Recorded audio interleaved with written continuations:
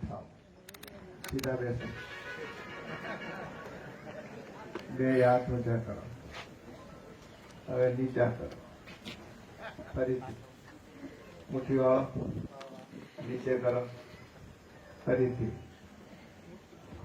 મૂંગા મૂંગા નહીં, સો હમ, સો હમ. મારે તો એક હાથમાં માઇક છે, તમારે બે વાપરવા.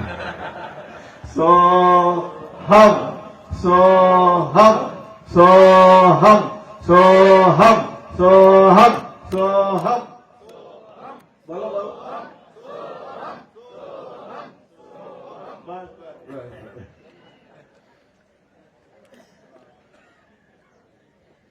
માં ખોડલનો ખોળો છે, માને હું વંદના કરું છું. અને આજે અહીંયા યુવાનો જેટલા સત્કાર થયા ને એ બધાયનો યશ માતૃશક્તિને અર્પણ કરું છું. કારણ કે પ્રેરણાદાતા એ છે. અમારા નિયમો વ્યક્તિગત છે, પણ માતૃશક્તિ શિવજી પણ એની જ પ્રેરણાથી બધું કરે છે. તો માતૃશક્તિને વંદન. હું બેઠા બેઠા મા ખોડલ શબ્દનો અર્થ વિચારતો કે શું હોઈ શકે. જે મગજમાં સૂઝ્યું, સંસ્કૃતના મૂળ શબ્દો છે. આશ્રિતોની તમામ પ્રકારની ભૂખ ભાંગે એને માં ખોડલ કહેવાય. મૂળ શુદ્ધ શબ્દ છે એટલે ભૂખ શબ્દ છે. અને લુનાતી ભાંગી નાખે, મનોરથો પૂર્ણ કરે. તો માં આપના મનોરથ પૂર્ણ કરે એવી આજના વેકરિયા પરિવારના પ્રસંગે માના ચરણમાં પ્રાર્થના કરું છું. કાગવડનો અર્થ વિચારતો હતો દીકરા. કાગવડ બહુ આમ કુદરતી નામ આવ્યું છે, કાગવડ. આમ તો કાગ એટલે શું ખબર છે ને તમને બધાને? બોલો. કાગ એટલે કાગડો, વડ એટલે વડલો. પણ આ કાગ સાધારણ નથી. નીલગિરી પર્વત ઉપર વડલાના વૃક્ષ નીચે રામાયણનો અખંડ પાઠ કરનાર કાગ ભૂષુંડી એનો આ વડલો છે. જે કથા સાંભળવાને માટે સ્વયં ગરુડ પધારે એ આ વડલો છે. વેકરિયા પરિવાર એકઠો થયો છે. હું તમામ પરિવારના ભાઈ બહેનોને વંદન કરું છું. આમ તો અમે જ્યારે સાધુ થઈએ છીએ ત્યારે સમગ્ર વિશ્વ અમારો પરિવાર બની જાય છે. પણ હવે મૂળ ભૂલાય તો નહીં. ભૂલવું હોય તો તમે ભેળા થઈને આ બધા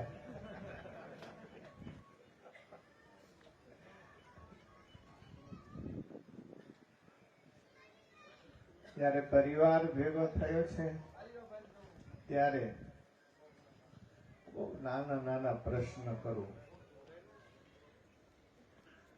તમે બધાએ શાક ખાધું છે? હવે આ તો કઈ પ્રશ્ન છે? શાક તો ખાધું જ. શાક કરતા પહેલા બહેનો વઘાર લેતા હોય છે. કેટલાક બહેનો એવો વઘાર કરે દાળનો કે વઘાર ને દાળ એક રસ થઈ જાય. અને કોઈ બહેનના હાથ વધારે કામણગારા હોય તો મરચું નોખું તરતું હોય, તેલ ઉપર તરતું હોય.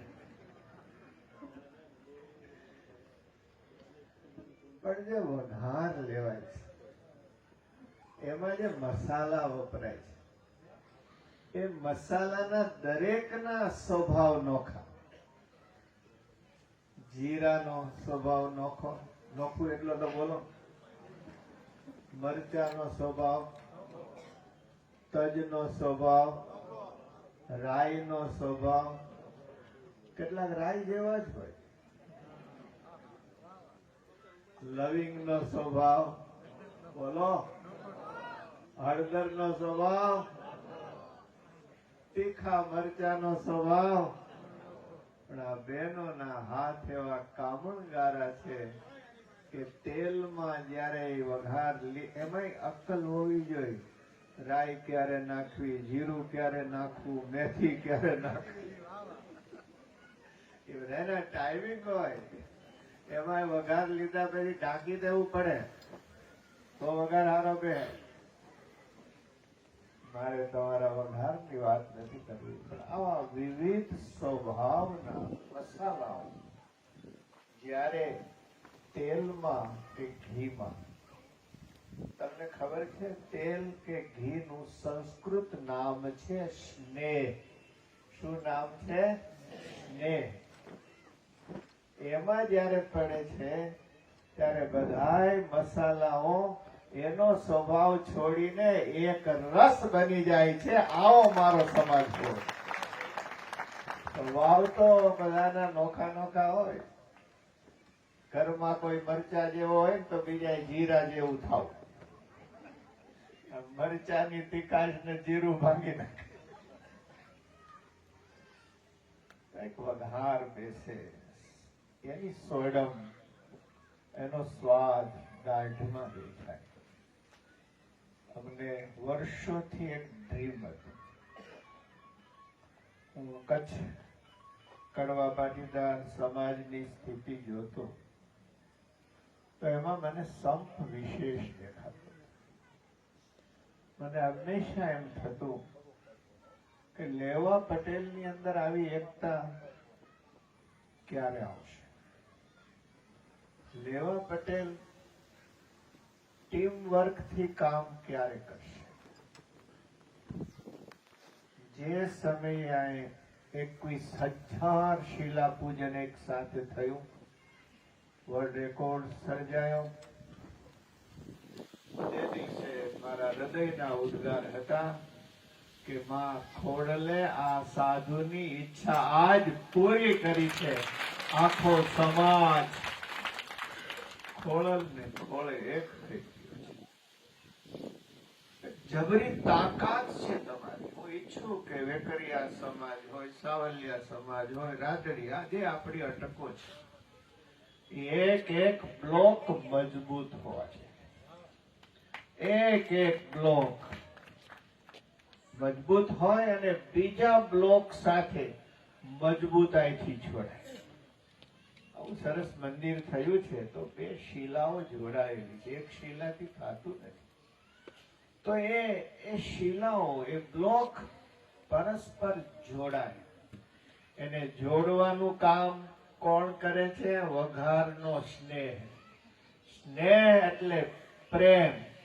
આપણે બધા એક માના દીકરા છીએ. એ પ્રેમથી પરસ્પર જોડાવાનું છે. કોઈ શક્તિ તમારા જોડાણને તોડી ન શકે. અને એ તોડનારી શક્તિઓ કામ કરતી જ રહેવાની છે.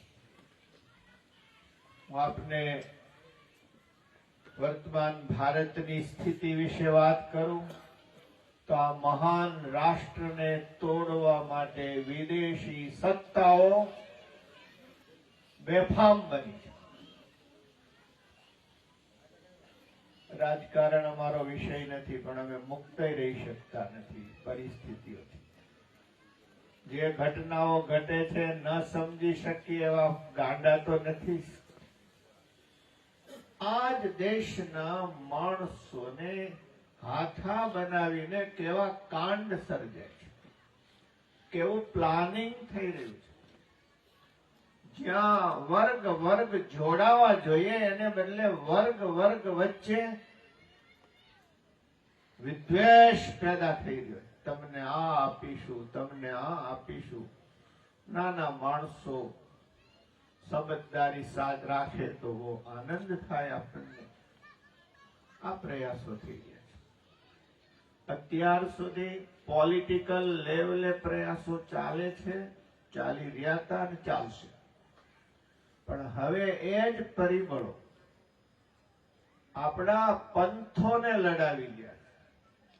પંથો પ્રત્યે વિદ્વેષ પેદા, અને એમાં કાંઈક ને કાંઈક નિમિત્ત તો મળી જાય, બધાને મળે. ડાયા સમાજે એક સૂત્ર અપનાવવાની જરૂર છે. એક તો કોઈને કોઈ પરિબળો અને નિષ્ફળ ગયેલા રાજકારણીઓ હવે ધર્મના ક્ષેત્રમાં એકબીજાને લડાવી રહ્યા છે. ત્યારે આપણે બધાએ સાવધાન રહેવાની જરૂર છે. તમામ હિન્દુ સમાજ કોઈ કોઈને માને છે, કોઈ કોઈને માને છે, કોઈ કોઈને માને છે. પણ આખરે તો આપણે બધા એક મા બાપના દીકરાઓ છીએ.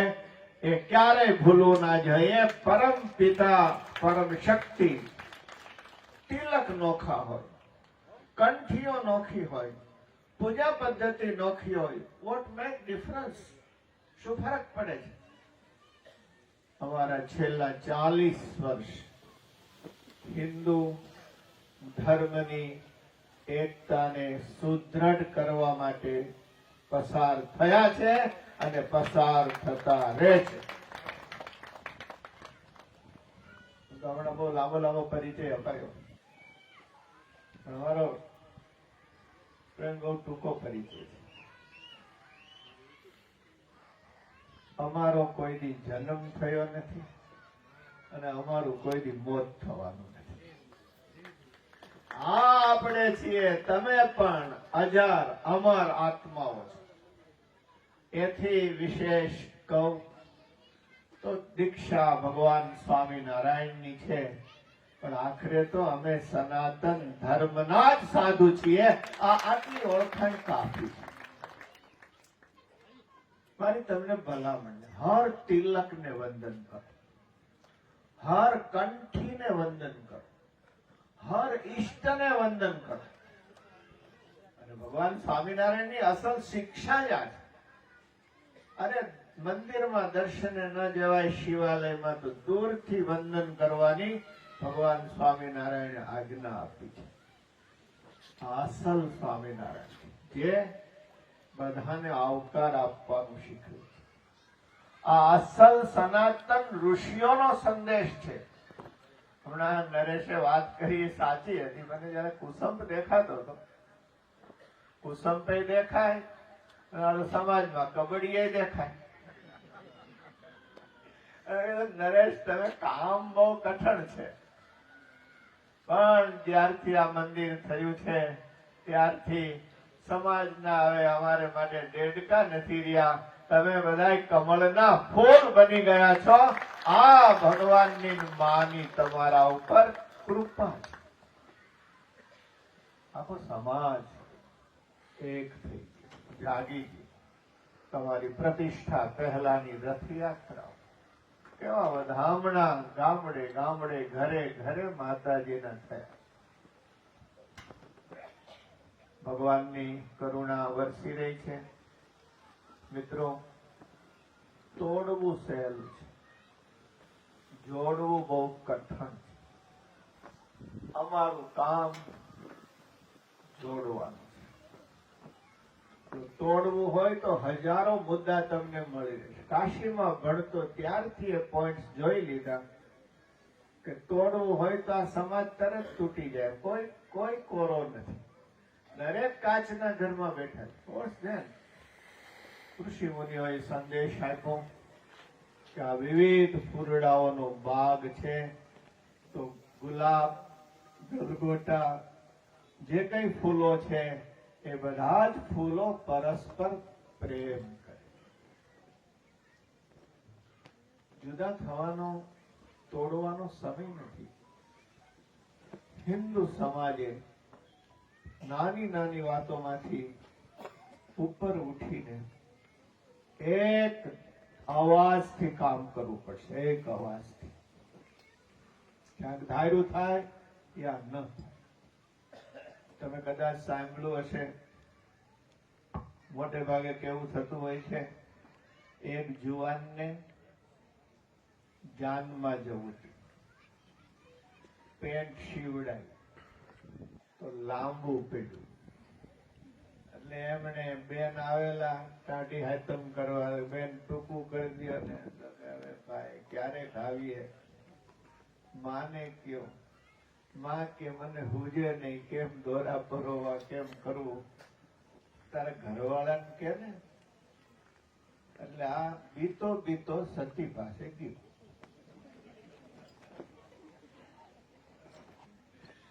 માતાજી સિંહ ઉપર બેહે ને એટલે સિંહ ના ગુણ આવી જાય, મુંજાવું નહીં. અને હે ગર્જના કરે, આટલું આટલું લાવ્યા, ખાનગીમાં બેન ને થઈ ગયું. એને ના પાડે, બિચારો ટાઢો થઈને ભૂઈ ગયો. પણ પછી ત્રણેય દયા આવી, પણ વારા ફરતી આવી. પેલા બેન ને દયા આવી, એને પેટ ઉઠાવ્યું, કાંઈ હાંધું ટીંગાયું. પછી માને દયા આવી તો એને ઉતાર્યું, કાંઈ ટીંગાયું. પછી મહાસતીને મહાકરુણા પ્રત્યે ગમે એમ તો મારો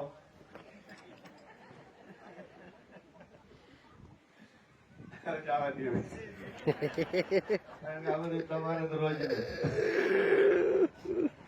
મને કોઈ પૂછ્યું તમારો વૈરાગ કેમ થયો, તો કે તમને બધાને સાંભળી સાંભળી. તો એને કાપ્યું, મૂક્યું. સવારે ઓલો પહેરવા ગયો ને તો પેન્ટ ને બદલે ચડી હાથમાં આવી. વાલા ભાઈ બહેનો, આજે ભારતને આ રીતે ટુકડા ટુકડા કરવાને માટે કેટલાય પરિબળ. ઓલો અમેરિકાનો ડોહો, એને હું લેવા દેવાની, છતાંય માંડ્યો છે. સોરોન કેવું કઈક નામ છે, અમુકના નામ નહીં લઈએ એ સારા. એ વખતે આપણે હિન્દુ સમાજે એક રહેવાની જરૂર છે. એક માંડમાં ખોડલે એક કર્યા છે. જો તમારી એકતા હશે તો પોલિટિકલ પાવર તમારા જ હાથમાં રહેવાનો છે, નક્કી છે. જો એકતા ખોય તો આપણે જ માર ખાવાનો છે. કેવો મીઠડો સમાજ છે, એને કોઈને આમ નથી કર્યો.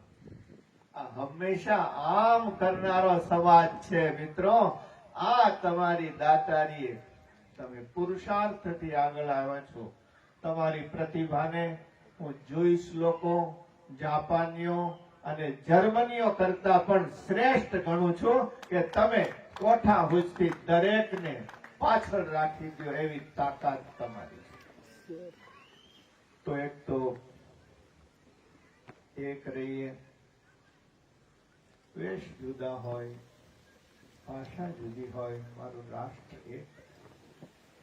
અમે કોઈ એક જ વર્ગ પુષ્ટ થાય એમ ઈચ્છતો નથી. એવા એવી નથી અમારી, પણ આખો દેશ, આખું રાષ્ટ્ર.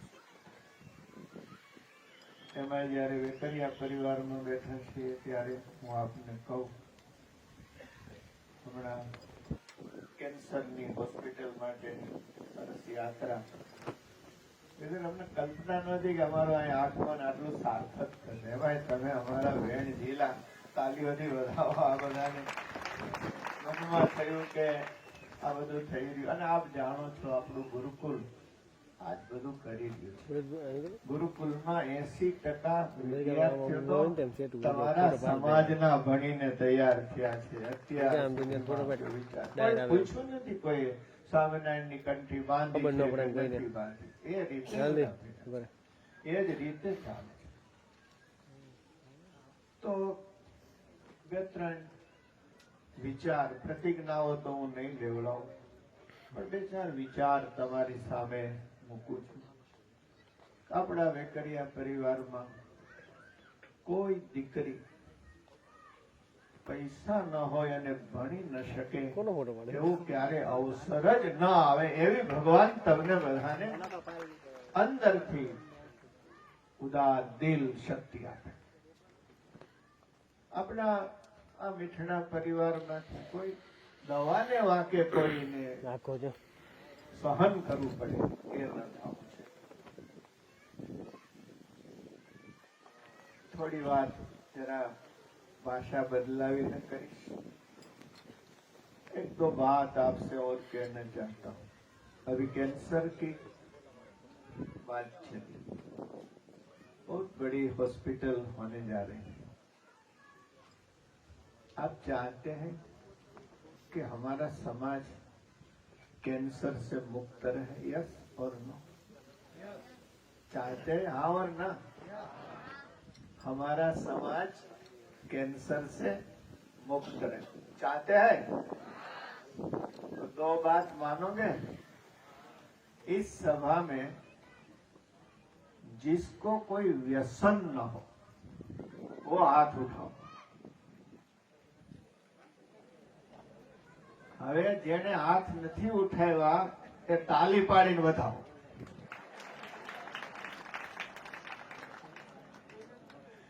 एक तो हमारा समाज निर्व्यसनी होना चाहिए. हमारे युवा गण ऐसी मूवमेंट चलाए कि हमारे कम से कम वेकरिया परिवार में तो कोई व्यसन होना ही नहीं. आज व्यसनों से नई पीढ़ी को बर्बाद की जा रही है. कहां तक पहुंचा?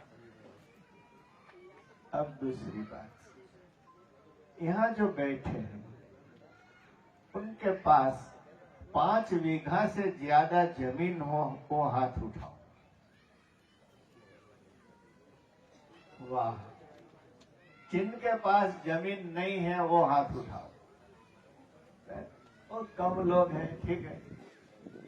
आपके पास 5 बीघा से ज्यादा जमीन है और आप कैंसर से समाज को मुक्त रखना चाहते हैं, तो मेरे साथ हाथ ऊंचा करके एक विचार के में साथ दे. मैं प्रतिज्ञा की बात नहीं करूंगा, वो शायद पालन हो न हो तो दुख होगा. तो आप हाथ उठाइए और बोलिए, मैं प्राकृतिक खेती का अभियान चलाऊंगा. बस. रासायनिक खेती से हम मुक्त आप कर पाएंगे, गरीब मजदूर नहीं कर पाएंगे, आप कर पाएंगे. तीसरी बात, आपके जो छोटे छोटे बच्चे हैं आज यूनिसेफ की ओर से टेस्टेड होती है, विश्वास पात्र होती है. मैं आपसे जानकारी के लिए परमार्थ निकेतन ऋषिकेश आश्रम, वहां जीवा इंस्टीट्यूट चलता है, यूनिसेफ से जुड़ा हुआ है. स्वामी चिदानंद जी महाराज है. भगवान की कृपा से जो ट्रस्टी मंडल है उसमें इस साधु को भी अवसर मिला है और यूनिसेफ के साथ वैक्सीनेशन का प्रचार हो रहा है. तो हम हाथ ऊंचा करके, भाई अहिया हूं, कैमरा इधर देखो, हम अपने छोटे छोटे बच्चों को वैक्सीन दिलाएं. इसमें आलस नहीं करेंगे. बहुत सारो मित्रों તમે બધાએ આ સાધુના સંકલ્પને તમારી જાગૃતિ બહુ જરૂરી છે. વેક્સિનેશન અપાવીએ, પ્રાકૃતિક ખેતી તરફ વળીએ. આપણા રાજપાલ શ્રી કેટલી મહેનત કરી, લાખો લોકો જોડાયા છે. નિર્વ્યસની સમાજ આપણો હોય. ક્યારના બેઠા છો, ઉપર એ તાપ છે ને અહીંયા તાપ છે. એટલે જાય ને કોરે કોરી સભા છે પણ કઈ છે આવું ભિક્ષા મિલેગી કે નહીં મિલેગી તબ ઠીક હે. આજે મને આનંદ છે તમારી વચ્ચે. આ છોકરાઓ ક્યારના પાછળ પડ્યા છે. મારે અત્યારે 1 મિનિટ નીકળી શકાય એમ નહીં. એટલો મોટો ઉત્સવ અમદાવાદમાં એની તૈયારી થઈ રહી છે. આપને હા ગમતે નોતરું કહેવાય ને, આપને બધાને પ્રેમથી નિમંત્રણ આપીએ છીએ પવિત્ર સંતની સ્મૃતિમાં. વિશાળ પાયા ઉપર દેશના શ્રેષ્ઠ સાધુ સંતો ભેગા થશે. બધી જ તીર્થોની એ નદીઓ છે, 999 નદીઓ, એના જલ સાથે 1000 કુંભથી સહસ્ર કુંભ અભિષેક થશે. ગુરુકુલ સેવાનું કેન્દ્ર છે અને નાત જાત પંથ જોયા સિવાય સેવાનું કેન્દ્ર છે. અનેકવિધ સેવાના આયોજનો થતા હોય. ગઈકાલે જ અમારે અન્નકૂટ હતો. 500 કિલો શુદ્ધ ઘીની મીઠાઈ. આજે એ અન્નકૂટ પૂરો થયા પછી ભક્તો ગરીબોમાં એનું વિતરણ પણ આજે પૂરું થશે. 10,000 જોડી ચંપલનું વિતરણ ઉનાળામાં થાય. હજારો ધાબળાઓ. 1 રૂપિયા છોકરા ભણે તો આપણી પણ ફરજ બને. તો એ શહીદોનો સત્કાર થશે. સંત મિલનમાં હર પંથના મહાત્માઓ ભેગા થશે અને ધાર્મિક એકતાનો સંદેશ આપશે. આવા અનેકવિધ કાર્યક્રમો છે.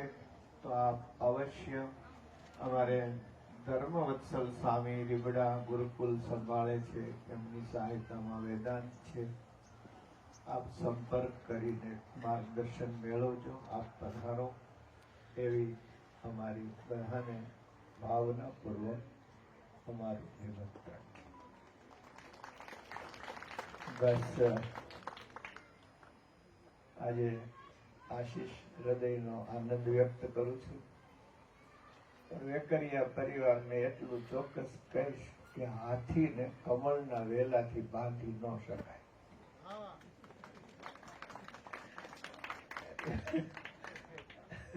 એટલે અમારે છે ને સમજાય છે ને વિધિ વધારે કેવું. અમારે માટે તો આખું ભારત અમારો પરિવાર છે. મૂળ છે એટલે હું વંદન તો મૂળને કરવું જ પડે. વંદન કરું છું. અને મલય બોલતો તો ત્યારે મનમાં થઈ ગયું કે બીજો માધુકરી થાય એવો છે. હું આટલું બોલી જાને માને હૃદયમાં દબાણ આવશે.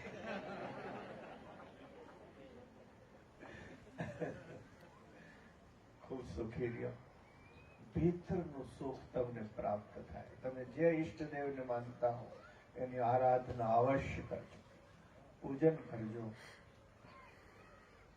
અને ઘરમાં જે મા બાપ બેઠા છે ને એને ભગવાન તુલ્ય માનીને આદર આપજો. છેલ્લી વાત એક જ કહીશ, ઘરમાં શાંતિ જોતી હોય તો એ બહેનોના હાથમાં હોય. અને એક મજાનું સૂત્ર કહું, ખીલો હાહુએ બોલો, હાહુએ